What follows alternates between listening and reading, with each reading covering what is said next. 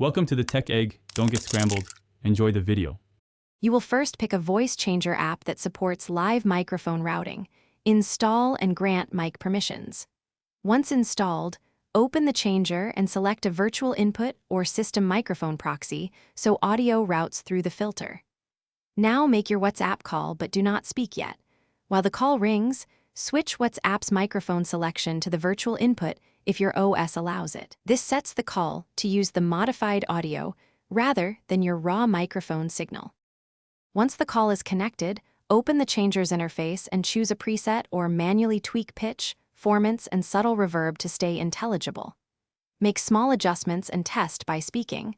Listen for latency and switch the app to low latency mode if available. At the same time, monitor output gain to prevent clipping. Reduce effect wetness if listeners report distortion.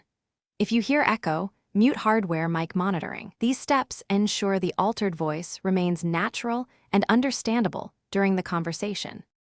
To finish, stop the voice effects and restore your normal microphone input before ending the call so other apps aren't affected. If participants can't hear you, first confirm WhatsApp's mic permission and the system input is set to the virtual audio device. Reopen the changer and reroute if needed. For persistent delay or glitches, close CPU-heavy apps, switch to a wired headset or USB audio interface and enable low latency mode in the changer. That should resolve most common problems quickly.